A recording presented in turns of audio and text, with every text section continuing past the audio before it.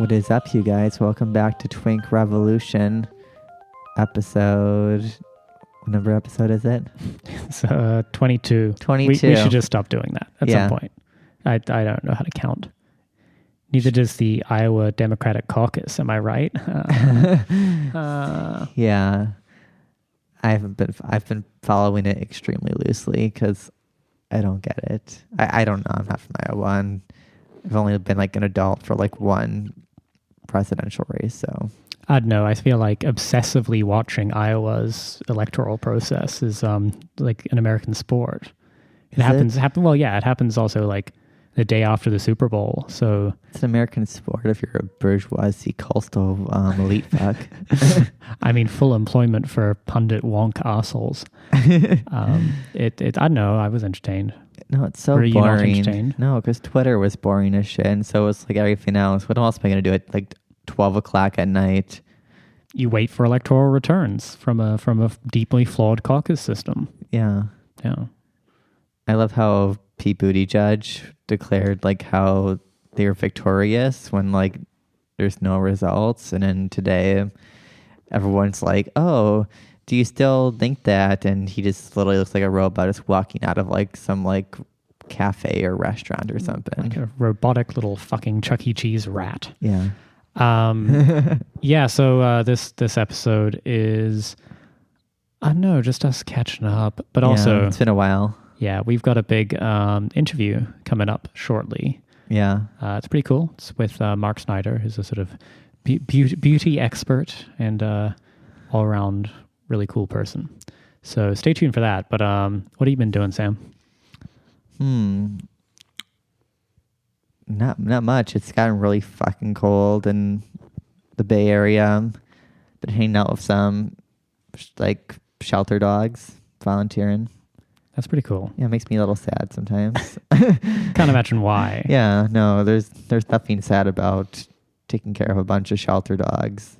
Just abandoned, unloved creatures. Like me. Yeah, it's basically like every gay person. Yeah, but it's like hang out with me. Cuter, and they're not trying to like have sex with you all the time. Well, I guess that's why they neuter them, right? Yeah, or spam. Well, that's good. Yeah, the Bay Area is cold and shit. Yeah, it's been like it's been like 50 degrees, which is not really like, if you don't live here, it probably sounds like, oh, it's so warm, but here it's like it just feels way colder. Well, I think people tune in to hear us talk about the weather. That's like the main attraction of this podcast. They certainly don't tune into our Twitter to like see you upsetting people. Yeah, I'm a crypto. Why did you upset people, Sam? Why'd you do that?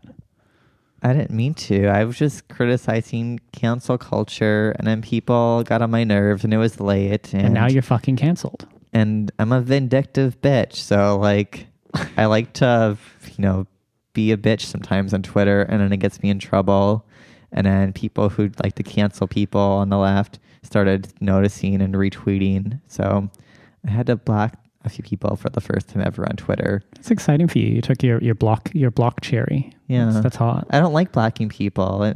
No, so much for the tolerant left. Yeah, people. I think someone retweeted like that I blocked them because I was critiquing cancel culture, but me blocking you is not cancel culture. It's just not wanting to engage. Like, I'm not kicking you off. Well, they were all tweeting it at me. The fact that you had blocked them. Yeah. And I was like, I don't. Well, they thought you were the same, and if they've heard our podcast, they clearly know I don't run a Twink Rev account. You do. Yeah. They're like, why are you jumping back and forth between your accounts to like and stuff? I'm like, I don't tweet from that one. I tweet from my own. Like, yeah. Anyway, Twitter drama and the weather. This is the most exciting topics we have to discuss this week. Yeah, we're crypto fascists. I'm just kidding. Totally. But that's what a crypto fascist would say. So, no, I think a crypto fascist by definition would deny being a crypto fascist. So by saying we are crypto fascists, I think the just kidding part. Oh, okay. Yeah. Well, no, I wasn't kidding. Really, no, that's our new grift. Yeah. This leftist grift isn't really paying anymore. So. We're just crypto fascist Bay Areas who take care of dogs and do gayness. Allow marginalized voices on our podcast. like good fascists do. You know? Exactly. Yeah. Signal boosting marginalized voices to own the libs. That's what I'm about. We're just pink washing our crypto fascism. No, it's the red, brown, pink alliance. Yeah. My gosh, can we start that? Yeah. Oh, I mean, you're already in it. Yeah. Well, it's here. This is the official podcast. Yeah. So I did watch the Iowa caucus, which you didn't. I took peeks at it, and then like last night I got really into like catching up on what the fuck was going on. You're going deep on the conspiracy theories. Yeah. Some Epstein brain for a new season. The Joshua for Congress guy was like, we need to lock all these people up. It's already corrupt. And I'm like, it's been a day. Like, well, also, like, prison abolition is saying lock people up is for alleged or suspected electoral tampering is pretty funny. Also, they're not electoralists. I mean, and they're fucking prison abolitionists. But a person so eager to lock people up, it's kind of funny. You know, come on, rule of law. Like, we have basic necessities to follow. Some due process, perhaps, but also just like, I don't know, if you trumpet the fact that you don't believe in electoralism, and then then like surely tampering with an election is not a crime. The election is already debased.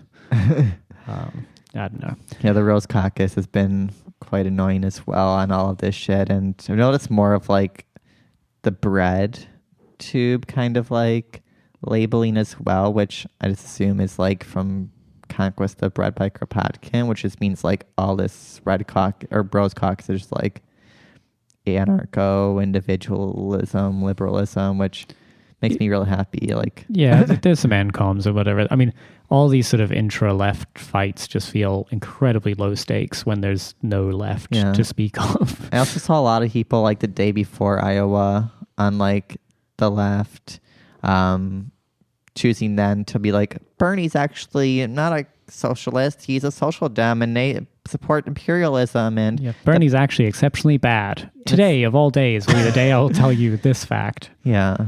Fuck off, edgelords. And that's what it is. It's like book club edgelords.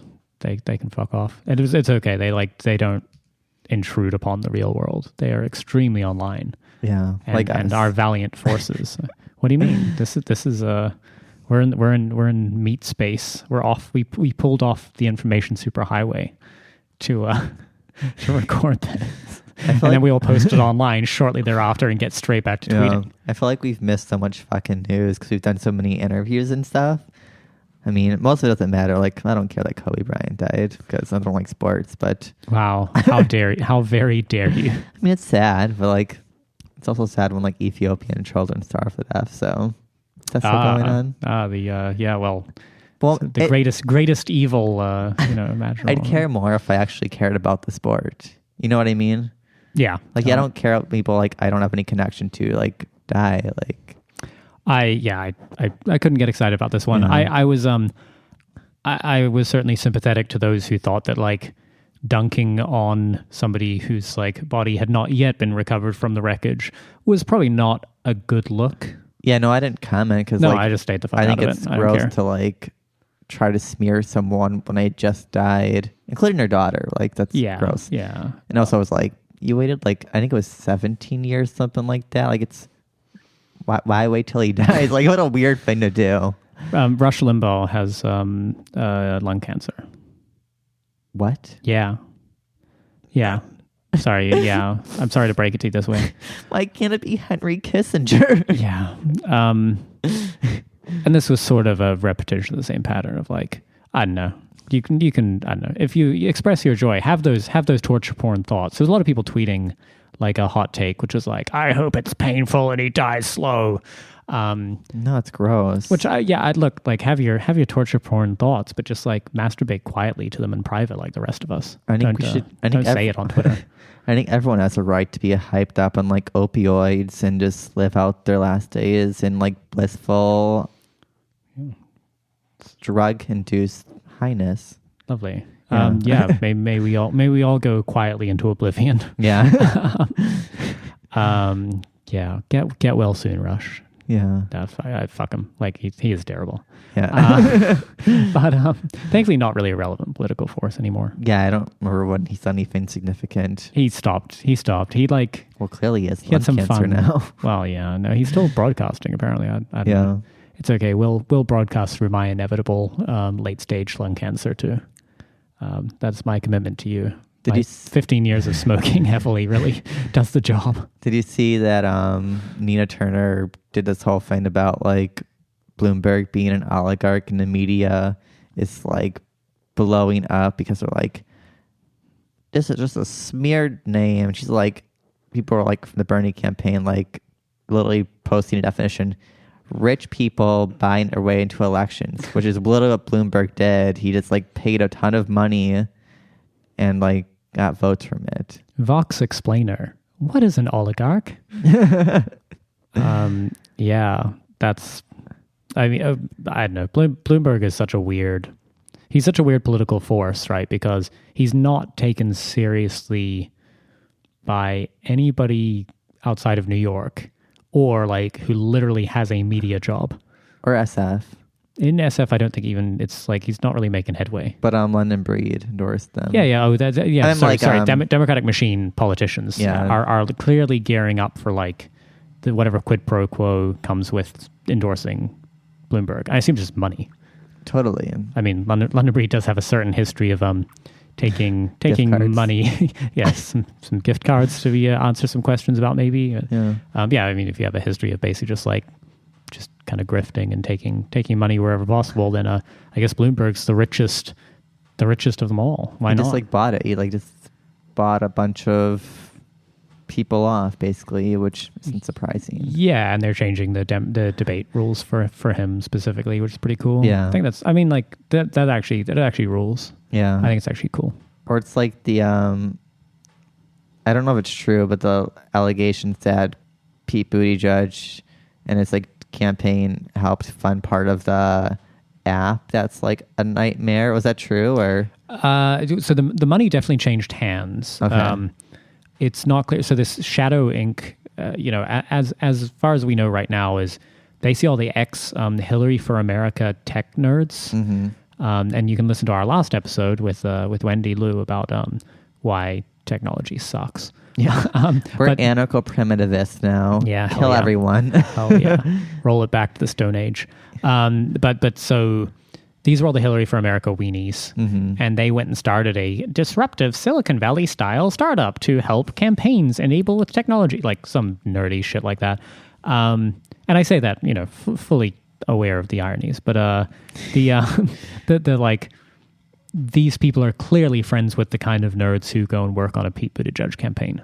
Totally. So like it's like, so the innocent explanation is that they went and bought the shitty vaporware product from their friends who were trying to shill campaign software. Yeah. And the Iowa DNC did the same thing because they're all just buddies who hang out in like lanyard cocktail bars or whatever. Mm-hmm.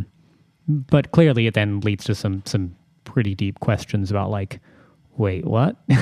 Why? What? Like, yeah, why are they paying you this much money, and to what end, and what access has that given them to how this fucking other app works or whatever?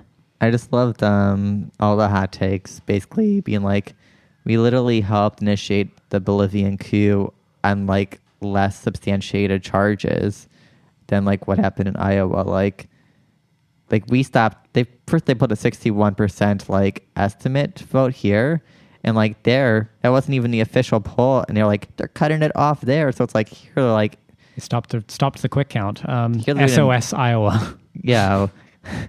Xi Jinping, save us, liberate America. Yeah. So yeah, but this is pretty much the rest of this episode is going to be. Yeah. Us having a chat with Mark Snyder. Yeah, we're going to talk about a lot of stuff. Gayness and non-binary identity and skincare. So stay tuned. So we're here with Mark Snyder, the founder of Weird for Beauty and a longtime queer activist. Hello, great to be here. Welcome. Very excited. I'm fangirling. Yeah, welcome. So, I mean, your background, like we're friends, but your background is in queer activists and you have a lot of time in like you have some weird fucking stories. Yeah, I have crazy stories. You just told us one earlier about your gay dad who was in prison. And we didn't actually elaborate on that. Do you want to elaborate? Yeah, we deliberately didn't ask. We were sort of being polite. I didn't want to feel repetitive. No, well now it's the shit's recording, so Good. We can just we can make you say shit. Yes. Well, if any of my friends are listening, they've heard this a million times, but I want to start like really early, and that is like I grew up in the woods, deep in the woods on a mountain in rural Pennsylvania. My house was made out of a barn.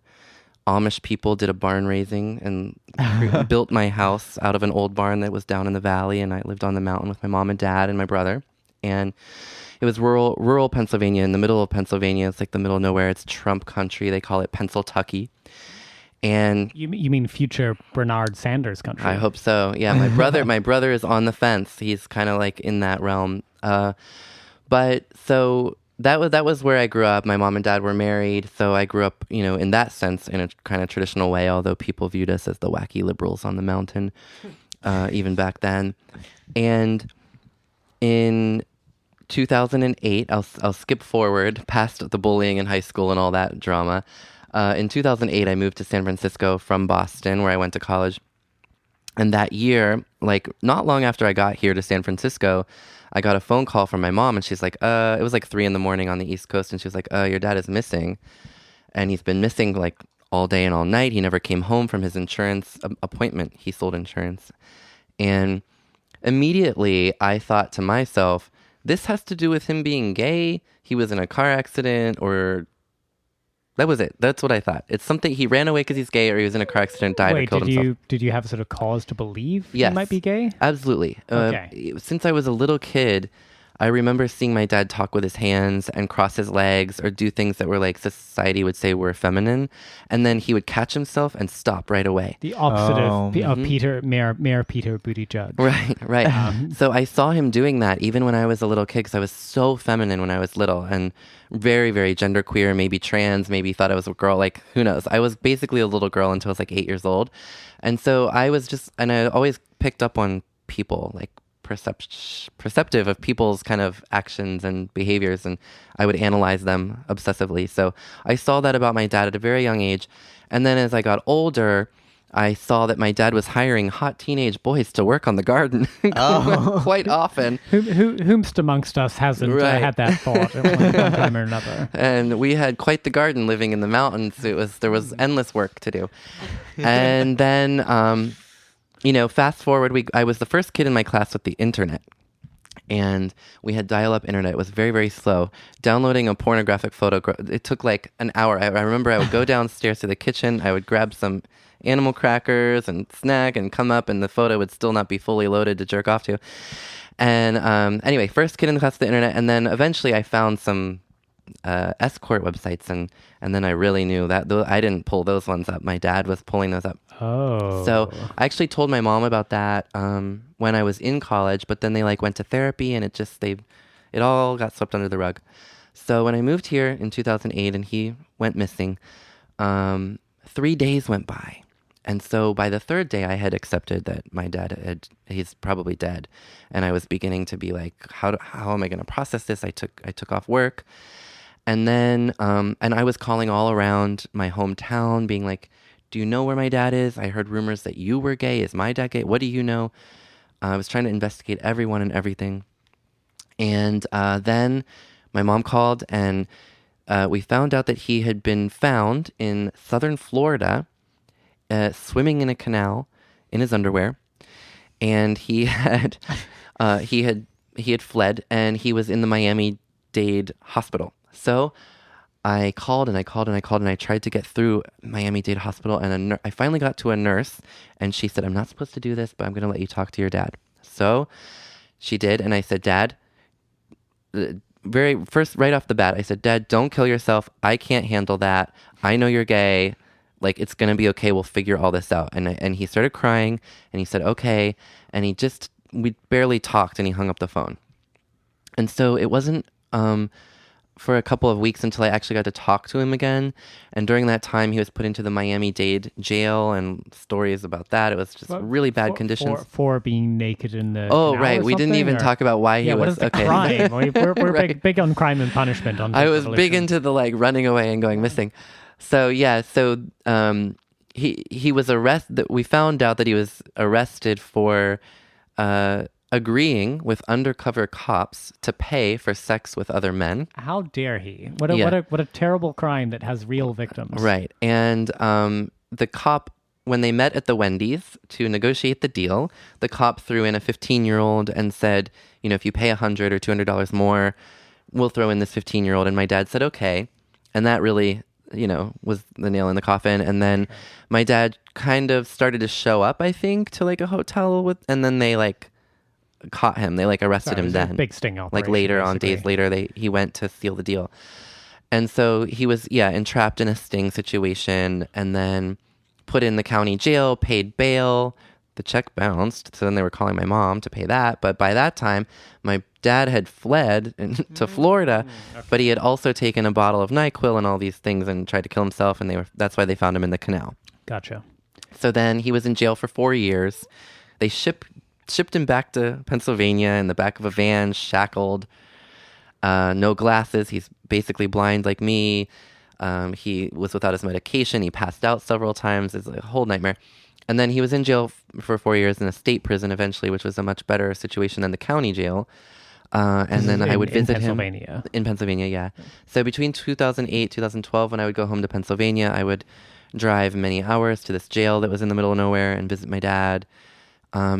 During that time, I have hundreds of letters from him. You could feel him getting more comfortable with being gay and coming out to me, and I was kind of counseling him as well through calls and letters back and forth. And were you out to him? Yeah. Okay. So yeah, there was no secret. I was queer since I was a little kid. Came out officially at the age of 15, and my parents were cool, but not super involved, but they were cool. And then I always felt like I was a parent to my parents. So, and experiencing having a parent, I was already, critical of the prison industrial complex, but having a parent go through that and just the way it impacts you is so fucked up. Having a parent in there, and when I would visit him, I would see all these other parents with little kids and everyone crying, and we weren't allowed to hug for longer than a certain number of seconds, and then we'd get yelled at, and there were lines and security and the lines on the floor you couldn't cross, and all these weird rules, and your dad comes out in an orange jumpsuit literally, and it's just really traumatizing. And I had nightmares for years, and the nightmares weren't related, so I didn't realize I was getting the nightmares because of the trauma and stress of my dad being in jail and stuff. But then as soon as my dad was let out of jail, the nightmares stopped.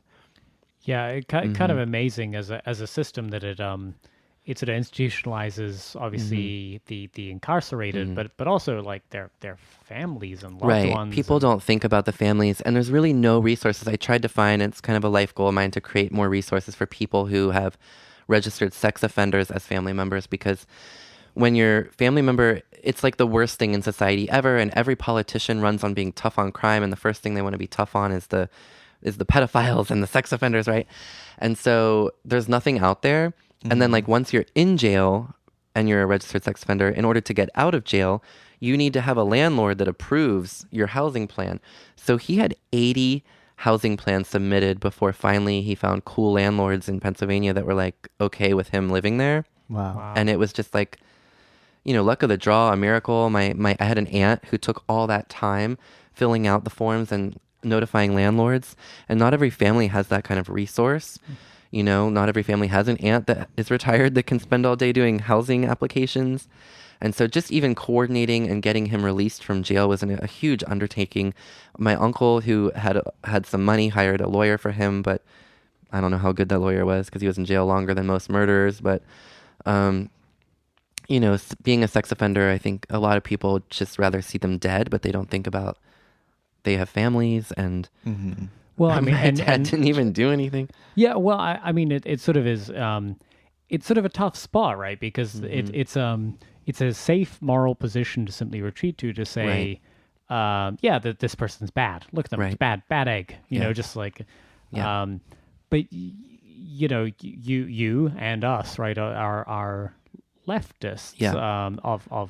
Of a persuasion. I think, you know, we'd love to dig in more into your background and sort of left wing activism, but part of the project is saying no, everyone is entitled to housing. Yeah, like we want to ensure no person, and like whether we sort of agree with the lives they've led in various ways or the situations they've ended up with, right? Like we don't really want to even have that conversation. We don't even grant that's a valid pretext to say, should this person, of course, be able to live, be able to sort of vote, vote, live free, you know, pursue the best life they possibly can. Right. And I have a kind of a holistic, I'm a non-binary gender person, which we'll talk about, but I think one of the gifts, I don't know if gift is the right word, but one of the ways that my brain is wired as a non-binary person is that I don't just view my gender as non-binary, but I view most situations and people as not black or white.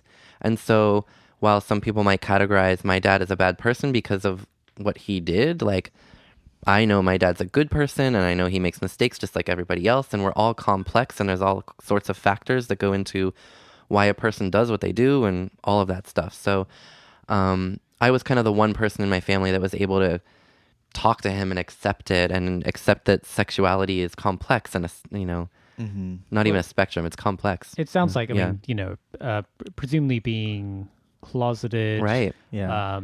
He's 72. Right. Yeah. Lived in a mountain on a barn, in a barn on a mountain.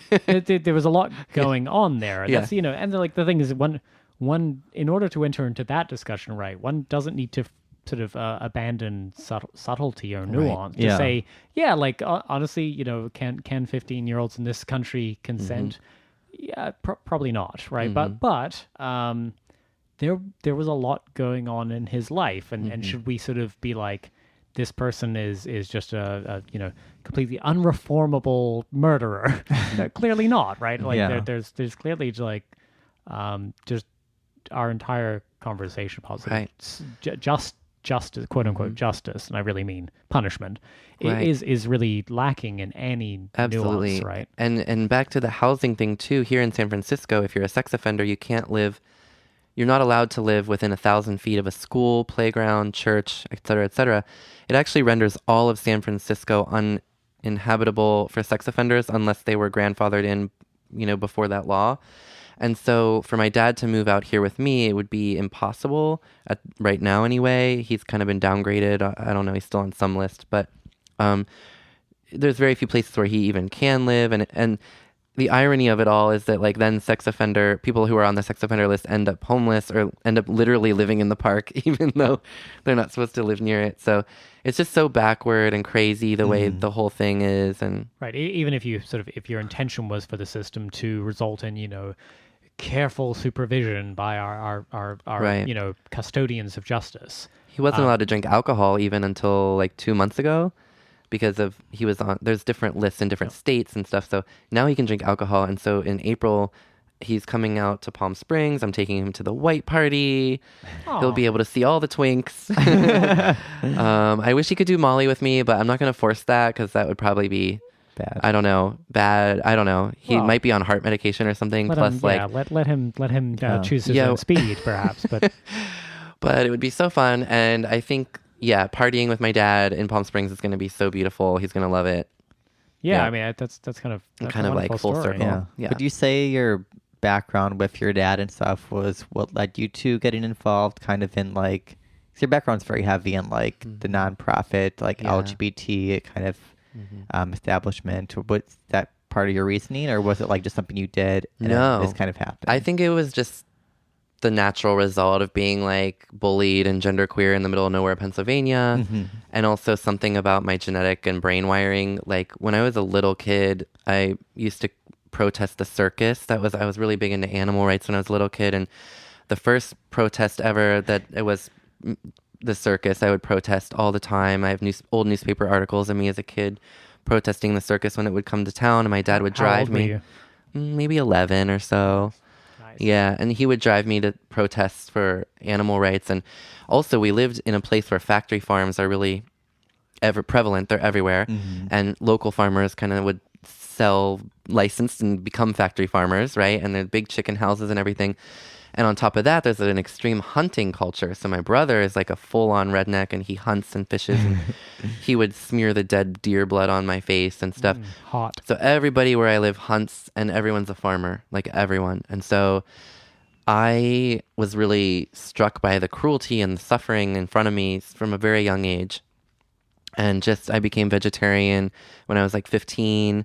And then I started eating seafood when I met a cute Japanese boy in college and didn't stop. So now I'm pescatarian. But since 15, I was vegetarian for those reasons. I just couldn't handle all the violence and the suffering that the animals, and I felt very connected to the animals. And being lonely and queer, like the animals were my friends. So I went through a crazy period where I had a lot of animals, like a lot of pets. And I ran some websites, petclub.net, petportal.com. I had a whole pet network. Check those out, folks. Once the internet came about, and on that dial-up, I was creating pet websites using Netscape Composer, it was called. Oh yeah, I was and FTP and all the things, and CGI. Yeah, so I had petclassifieds.com too. That one ended up being lucrative. And I created a membership. I signed up for like a bank account, pretended I was 18. Long story short, the pet network of websites paid for my first year when I had to stay in Boston, so I didn't have to go home to Pennsylvania. I was able to rent an apartment and stuff. I sold the domain names and sold the website stuff. Wow. But I had pot-bellied pigs, I had sheep, a pygmy goat, in 3 Boston? parrots. In Pennsylvania. Oh, okay. Yeah. I had all these pets when I started the pet websites. And I made people pay $3 a month to be a member of all the pet content and all that. Anyway, it's actually really interesting you say that, because my reason I got into like activism or politics was also animal rights. Yeah. And I also was like kind of like a more like solitary gay child who had lots of pets and was like, oh, I like animals more than everyone else. So maybe it's a gay thing. Maybe that's what we discovered right now. I was not into animals, was busy having sex. Fuck you losers. You're like homo-flexible, so you're having sex with girls. So the guy who I would purchase my parrots from was a gay man and kind of in the closet, but it was obviously lived with his partner. And I used to make my dad take me to bird shows. There's bird people, horse people, like every animal has their people. And I was a bird person, the parrot person, Parrot Talk magazine, all of it. And you would go to these bird shows and it was just gay men everywhere. Like gay men love birds. Yeah. I always thought of parrot people as like primarily like attractive girls, because at least like in the libertarian world, there's a lot of parrot girls and they're all very beautiful women who have lots of like exotic parrots. So my perception is everyone who's a parrot person is like a beautiful woman who's like a libertarian. Yeah, I don't. So changing tracks a little bit. I mean, Mark flatters us by occasionally listening to Twink Revolution. We very much appreciate that. And I mean, you might know we sort of we occupy a certain kind of slightly dirtbaggy part of the gay left. And like one thing I've been struck by is that notions around non-binary identity in that world are not always like totally healthy, or like kind in a way that I don't know. I personally aspire to be, and I think Sam shares that. Yeah. You know? And so like you are non-binary. What are your sort of preferred pronouns? Like what do you use? Like I know that's a loaded question, but I genuinely ask. Like not really. I love the pronoun they because I think it's easy for people to adapt to. And I don't really love making things difficult for people to adapt to, because then it creates yet another barrier for like understanding. That's just my view. So if you're cool with they, then go with they. I know some people use many other pronouns, but it's hard to shift a whole language and culture to use a new word. Like it seems like such a big uphill climb. And I like they because it's just, I don't know. I like they a lot. Yeah. But I also am fine if people call me he or she, really. But they is my favorite pronoun. But I tend not to get too hung up on the pronouns. What's important to me is that people, when they look at me or view me, when they think of the spirit of me, that they think of that spirit as not a man or a woman, but just some sort of feminine spirit. Well, I and like because we're 2 cocktails in. I mean, like when you sort of said you were non-binary, I remember that well, and I misgendered you many times, and like, like. Thanks for being chill with that. Yeah. Like, honestly, like, it's like, and for me, I'm supportive of of course, this particular project of let's get language to match people's needs. But but like, fuck, like I'm fairly self-aware, and yet I'm just gonna get it wrong a bunch, right? And like so I'd be curious to understand sort of like what has been your experience of sort of declaring publicly a non-binary identity and like how people responded to that in general. Straight white women find it to be very titillating and exciting, and they just can't. Hot. Oh my God. They can't wait to be the best ally ever and compliment my necklace every single day in the elevator and make a big scene about it. I love your necklace, Mark. Yeah, Mark is not wearing a necklace. And I do wear cool jewelry, so it's cool. Yeah. No, Mark's jewelry is often on point. It's interesting the way there's like kind of the way people react to me visually, which is either like there are men who react in a very violent way if I look feminine. And then there's women who react in this over-exaggerated, like, oh my God, I love you way. And what I prefer is if people just are like, oh, cool necklace.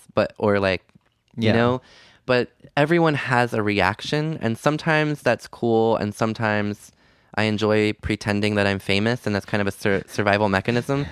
I pretend I'm Paris Hilton, which I love her. You are kind of famous in San Francisco circles. Thank you, I guess. Infamous, maybe. But yeah, maybe. Declaring it too is weird in the gay community, especially because I think there's still so much feminine phobia and loaded things around that, and people think you're automatically a bottom, which I'm not, and people think all sorts of things. And so then, like, when I go out to the bar, I kind of have to like decide, like, okay, am I gonna go out as a pop star and be Rihanna and just like be full on party girl tonight, or am I gonna like wear just a simple white tee and jeans because I want to attract the kind of boy or guy that I want to take home or go on a date with, whatever. But like, what else? Yeah. And so at work, I work in a corporate environment now. I did put my pronouns under my email signature name, and I've had people come up to me and say, oh my God, I love that you did that. I love that you do that. It's not the standard yet at our company. I know some companies do it. And honestly, the pronoun itself in an email doesn't do a lot except for make people think, which is kind of cool. That's all I'm trying to do is make people think about it. Mm-hmm. So I guess I have like a question, because I know there's a lot of like dialogue. There's a lot of people who don't understand fully what non-binary means, and like I'm guilty of that as well. Like I think I'm cool with it, but I'm like I wonder like what makes it beyond just gender expression and more of a gender identity? Like what is the thing for you at least that makes it more than just like an aesthetic, but more like an inner inside. identity? It's deep inside. It's deep inside. Yeah. I just never can remember a time in my life ever where I thought, like, when I grow up to be a man, or when I'm a man, or like I want to be a fireman, like there was never any part of my inner, like I'm pointing to my solar plexus to the listeners. There was never a part of my life where in there I felt like a man. I never identified with men or manly or any of that. I find it just not me at all. It's just not. And how much of male identity do you think that seeds though? In terms of like, I feel like so much of what's kind of horrible about masculinity, right, is the policing around it. Yeah, and so like, to the men who say, I'm a man, but I will express this in ways that maybe would be policed otherwise. Like what, how do you feel at that, like that intersects? Yeah, I mean, there are one of my supervisors, I would consider, he was a straight man and he was feminine and very comfortable with it. And I've definitely met like, gay men who are more feminine than me. Like there's gay men that are very, very feminine Mark and very comfortable with it. Super mask. Like they're super comfortable with their femininity, but they still identify as a man. And I just never did. Like it just wasn't in there. Yeah. I don't know. I do think obviously society and all that stuff plays a role, and it's subconscious and it's hard to unpack. Like if I was Thai or some other culture where maybe there's different standards of femininity or whatever, like would I not be non-binary? I don't know. I doubt it, because it really does feel like a deep spiritual thing for me. Like I just never, I hate anything. I hate binary in general. Like the whole notion of just bad, good, or black or white or one way or the other, it bothers me usually. So do you feel like in the media it adequately describes the non-binary identity? Because from my perspective, it's so often, I'm masculine, but I like makeup, or like it's often a way queer media will describe it. Do you think it's super annoying? Yeah. And I think that on days where I look more masculine, then I'm taken less seriously as a non-binary person, but more seriously maybe in a business meeting. Yeah. So if I wear makeup to work, then I'm taken less seriously in the business meeting, but people are like, oh, right, they're non-binary. So I think that is definitely a thing. And in the early days of the trans movement, when I worked at Transgender Law Center, we would get interview requests and stuff, and I used to have to do a whole tutorial with every reporter and make sure that we talked to whoever their photographer was going to be with the article, because the photographers used to always want to take photos of the trans women putting on their stockings or putting on makeup or changing their clothes. And how inclusive. Right. So, and it happens to non-binary people too. I've been in a couple of documentaries, and they requested that that they could film me putting on makeup and things, and it's true that I find makeup kind of fun, but I also didn't want that to be the focus, and I've told a couple no, I didn't want that to be the focus. So I mean it still happens a lot, and people, it's hard to convince people that you're non-binary when you have facial hair and just look like a classic gay man, but it really is inside, and so it's hard to explain. Well, I mean I think like we've known you for a long time, and like the sincerity of it has never been sort of in question, right? And it's kind of a total dick move to be like, oh, you've told us this thing that's really important to you and your identity. This is a thing that you think is integral to your identity. Yeah, but could you please perform it a little differently for my benefit? And like honestly, if you do that to anybody, irrespective of their gender, like you're a total dick. Like if somebody says like, hey, I am male, and they start expressing that masculinity in certain ways that are, I don't know, not intuitive to you. Like, well, if you start, I don't know, being like, could you please do that differently for me? Well, fuck off. Well, it's like when straight girls are like, oh, you're gay, you don't act gay, and it's like, that's not what gay. It's not so much performative. It's more, it's like innate. Like you know it. Like and it's like it's basically the same way I assume it's what you described it as. It's like very annoying. So and then that's not to say that performing gender and also fucking with it and playing with it isn't also cool. Totally. We all do, right? I mean, we all perform our gender.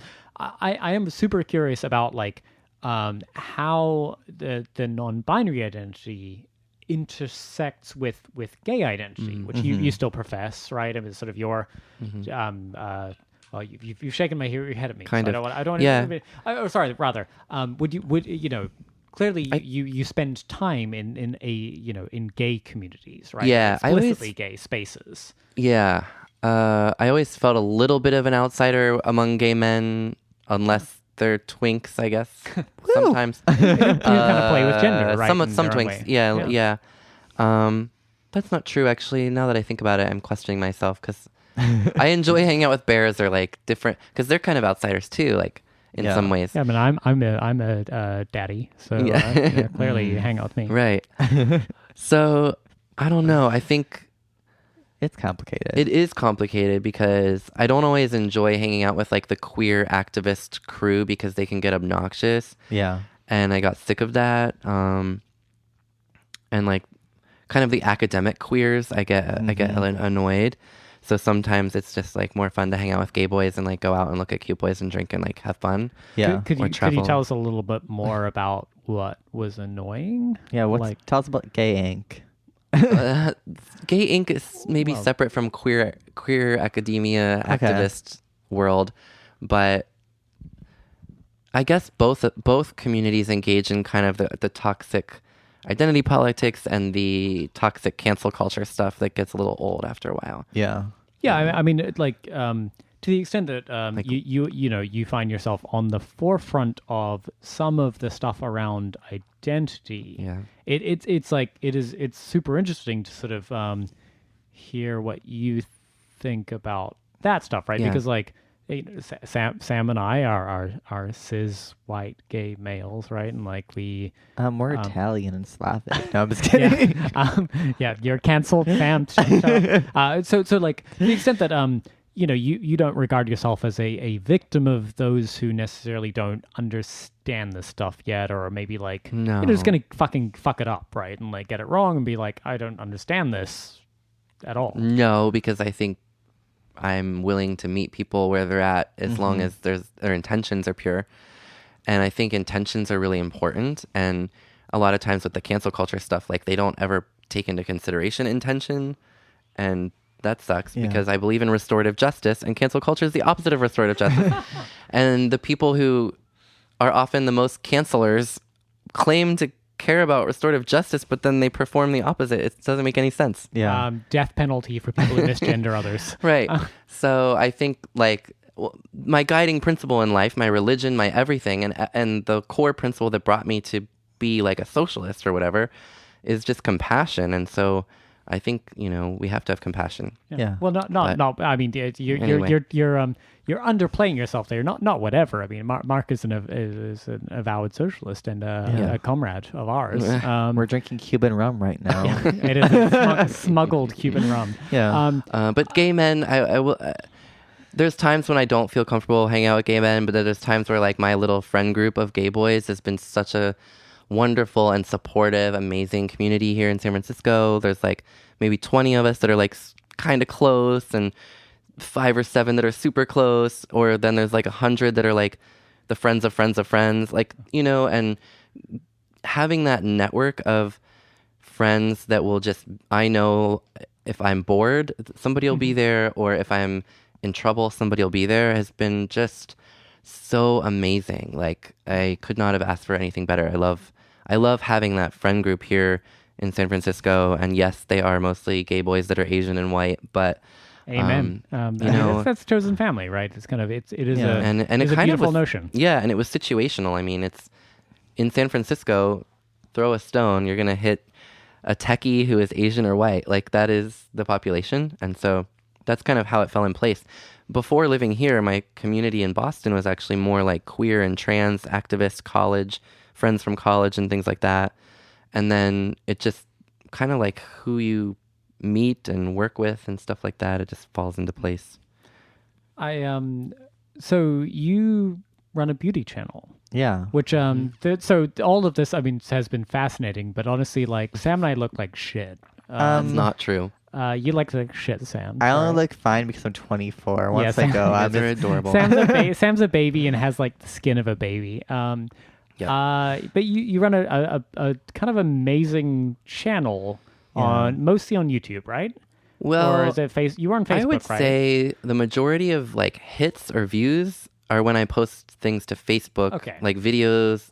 Facebook gets the most attention, and then Instagram. Yeah, I wasn't sure which platform YouTube. you're most predominant on, but the channel is called Weird Free Beauty, and different things on different channels. Yeah, and but it's kind of amazing. You sort of like, as one who just sort of like wakes up and looks like shit, and like I end my day looking like shit. It's great.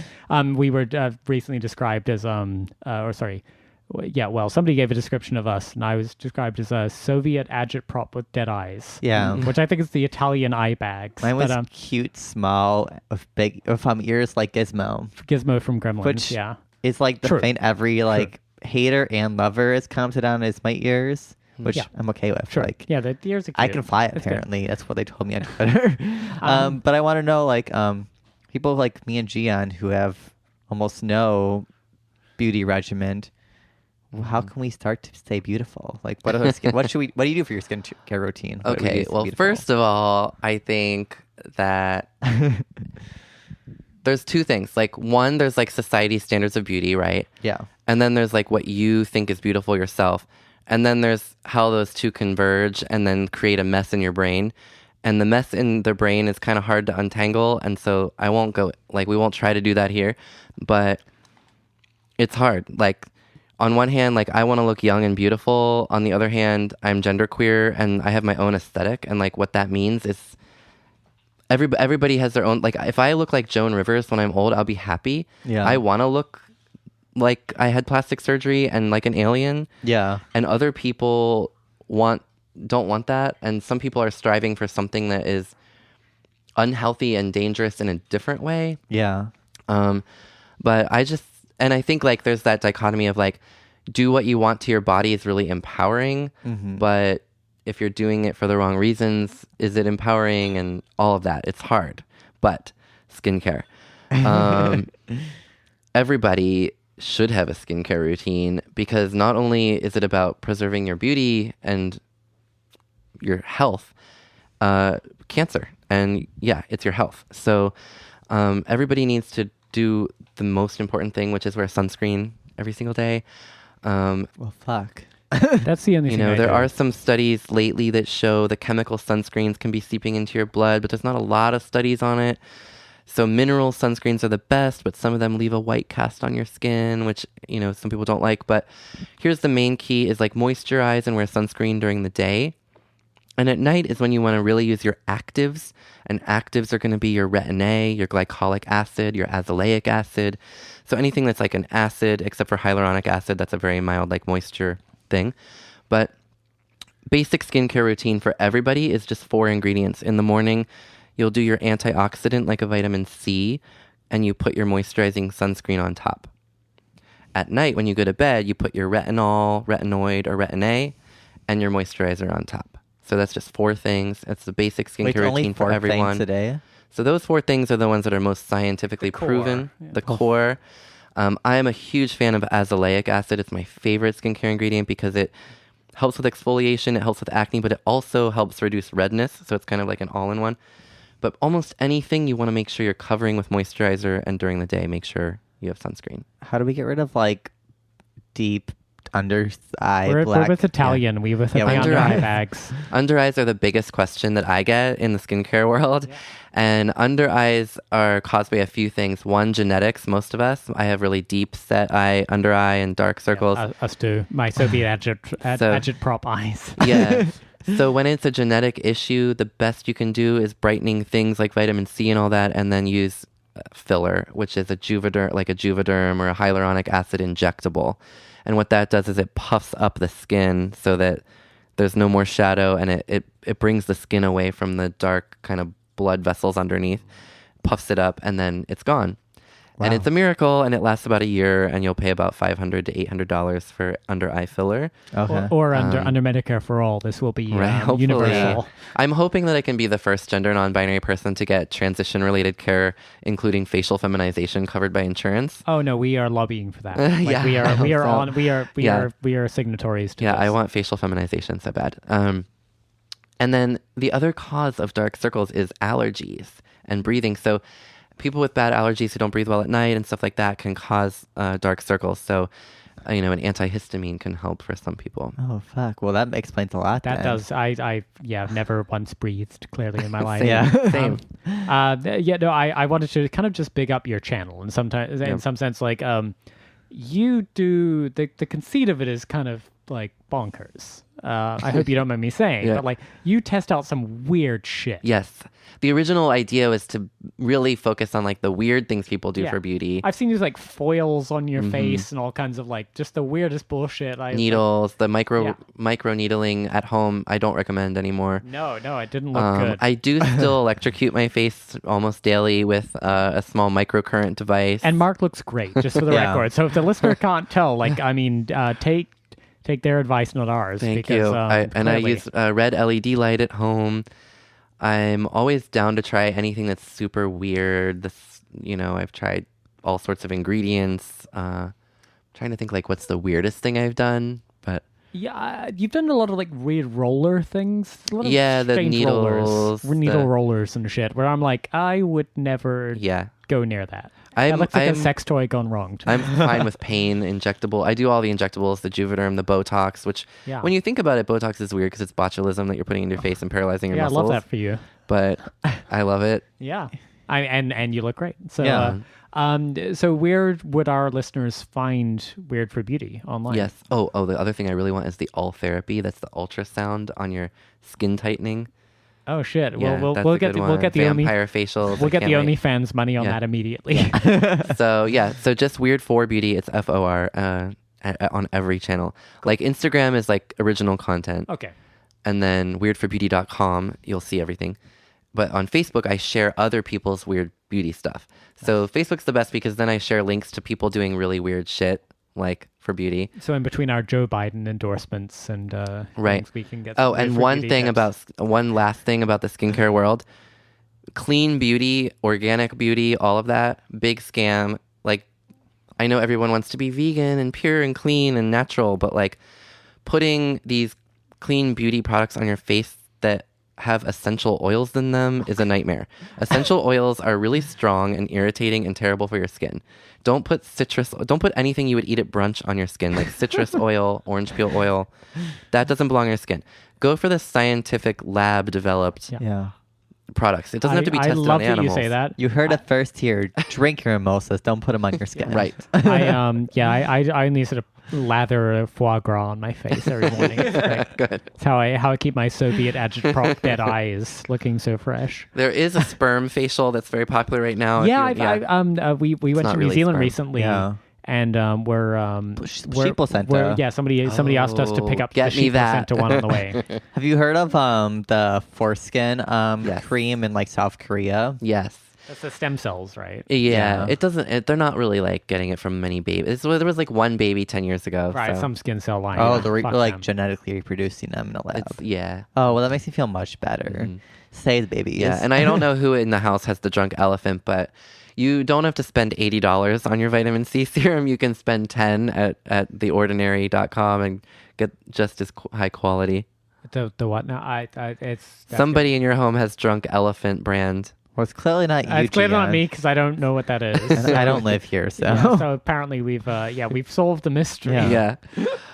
So certain brands charge $120 for the same thing that you can get for $10. Yeah. If once you know what ingredients you're looking for, so keep an eye out. Sephora, a lot of the things there are just overpriced, insane. $200 for a cream it's full of fragrance. If it wasn't brewed in a French perfume lab, then I don't want to know about it. Thank you very much. I mean, that's what I've learned from the dirtbag leftist Amber Lee Frost is the retinol, which you mentioned. Mm-hmm. It's like the French person's secret. It's like in every convenience store, and it's very cheap. And well, no, it's a regulated pharmaceutical, but I mean, like, they're all state pharmaceutical. Well, they don't have Walgreens. Yeah. With retinol, there's retinol, right?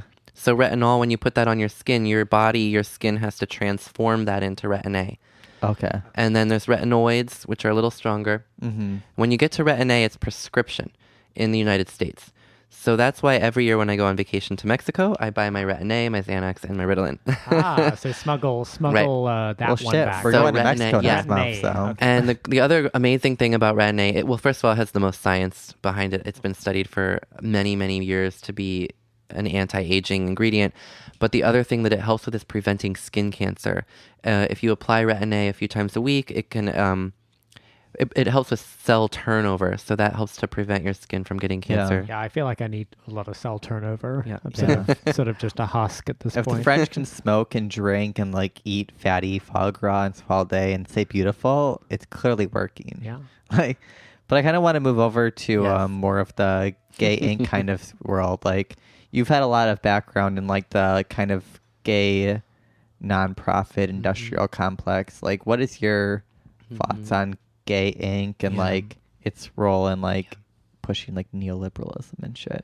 Sure. Well, I did a lot of queer activism in college and did a lot of direct action protesting, big publicity stunts. We disrupted the Catholic Church in Boston. We protested Focus on the Family. I actually created the largest protest ever of Focus on the Family. What do you mean? They're so good, though. They love focusing Let's on focus on the family. They were James Dobson's organization. He's dead now, but he was an advisor to George Bush. Yeah. He was an advisor to George Bush and during the Iraq War, and they were very much in bed. Our poster actually had them in a bed. And we collaborated. This was back with Cindy Sheehan was a big deal, so I collaborated with her and some other people. She's still a big deal. Yeah. We still love her. We created a big protest in Boston against Focus on the Family and had an anti-war march that stopped and shut it down. And Gay Inc. was very mad at me at the time because they were just on the verge of passing gay marriage in Massachusetts.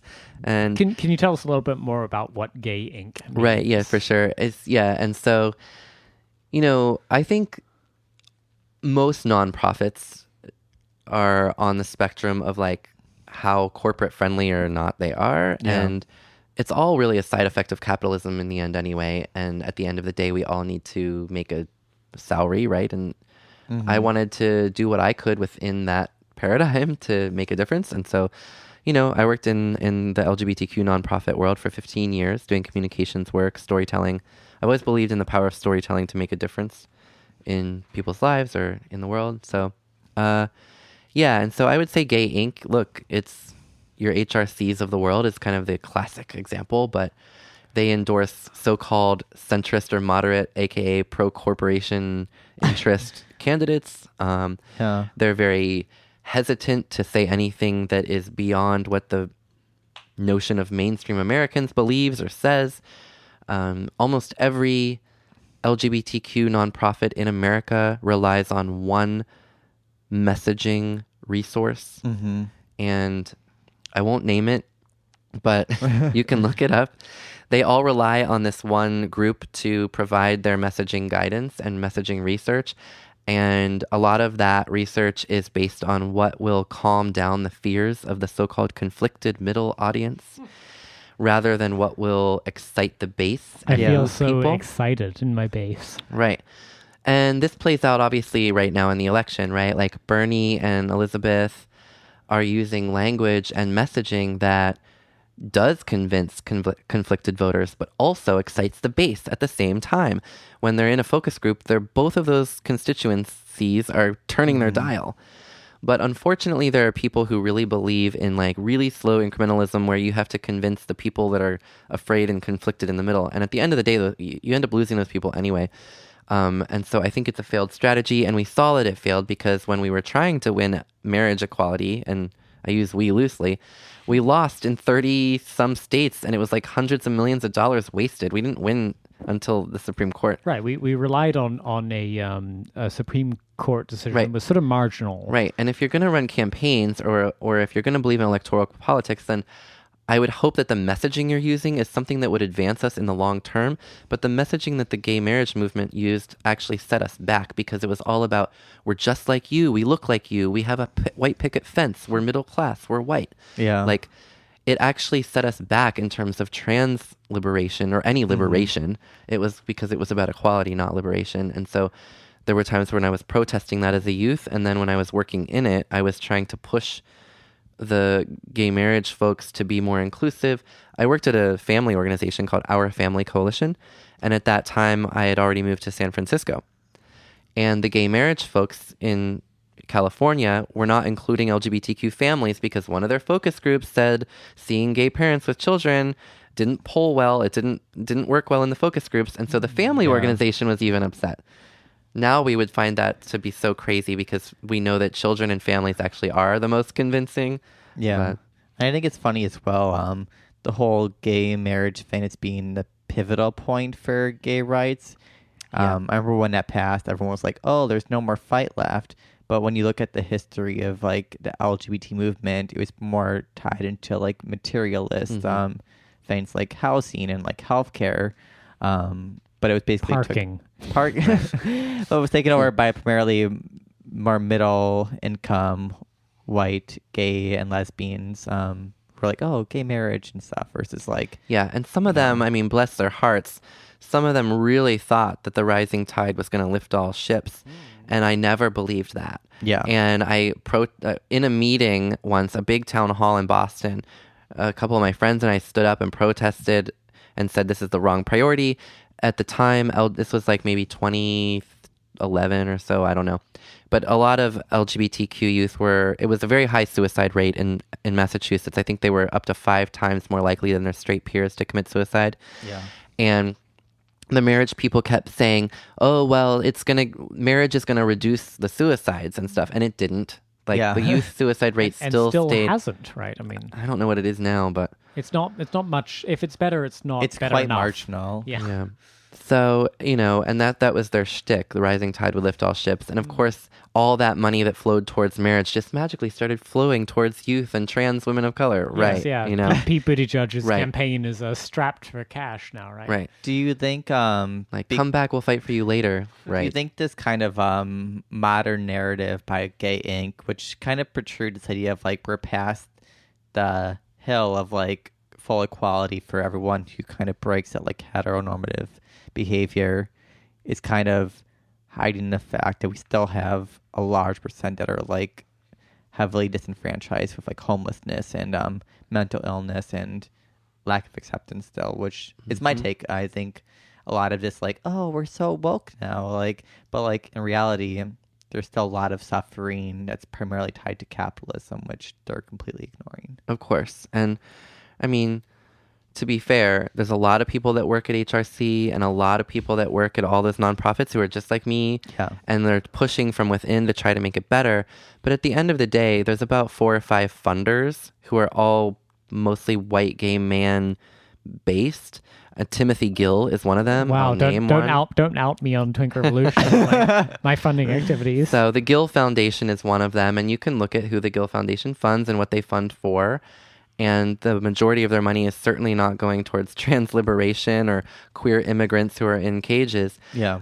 That's for sure, and never has. But there are people with good intentions and good hearts, many, many people at all the organizations I've worked for, great people who are trying to get funding for what really matters. Mm-hmm. But it's you're always begging for the scraps from these funders. Yeah. There's the Gill Foundation and there's a few others, Arcus, Ford Foundation. People don't know that. No one names them, but there's 4 or 5. And that's where all the money for the LGBT rights movement comes from, those 4 sources that are mostly rich white gay men. And only, I forget the percentage, it was less than 3% of LGBTQ people donate to LGBTQ organizations. And I do think if people actually funded their own whatever, maybe the priorities would change, but presumably, funding local makes sense. For example, I don't know the exact politics of this, but it's sort of HRC is not a cause I've supported for a very long time for reasons that are political. Larkin Street Youth is a local San Francisco organization mostly targeted towards LGBT homelessness. Yeah. Right. Or even Transgender Law Center, which you have a background in, which we talked about a little bit earlier. Yeah, they're great. They're actually really great. And they do get money from some of those very mainstream groups. Of course, yeah. But totally. But they've somehow they stick to their... And they've been critical of a lot of the policies pushed by Gay Inc., kind of anti-discrim policies, because they're worried about furthering incarceration. Right. It's the way it actually further stigmatizes certain groups, which is kind of how do you handle both of those situations of promoting equality, but also not just destroying solidarity. It's really hard. Yeah. I mean, I used to work at Equality Federation for 4 years, and they are in such an interesting position. They're a great organization. They have great, and the people who work there are really great people, good hearts, dedicated. And they have this interesting position of being bridge builders between the power brokers of the big funders and HRC and those folks, and then also the state-based equality groups. Some of the state-based equality groups are run by people who are super cool lefty, and some are not. Yeah. And it really depends on the state and the moment in time, who their board of directors is, who their executive director is, who their staff are. There was a period of time where Equality New Mexico was doing incredible work around immigration and queer liberation and trans work, and they were just they were so cool, and they were really focused on building a multicultural movement. And then there's other state-based equality groups that are just your classic mini state-based HRC, right? Right, they're Hillary Clinton, draft Hillary Clinton 2020. Right. Yeah. But, the goal of Equality Federation was to make sure that state-based groups had a voice at the table and would often like try to negotiate to make sure they had a voice at the table with HRC and the more national groups, because sometimes the needs of the state-based groups were ignored by the larger organizations. And so, it was an interesting kind of place to be in, being that kind of bridge builder. And, we made a difference sometimes in moving things leftward or being critical of things like hate crimes. Well, we really appreciate all the work you've done in keeping the LGBTQ movement honest, and for making sure you fix. They hate me now. Well, and not that they're listening to this podcast. Probably no, I will share it out and make them listen. They were long since alienated by this, and fixing our shitty faces as well. Thank you so much, Mark, for being here with us. Much. We really appreciate it. Thanks for all the work you do.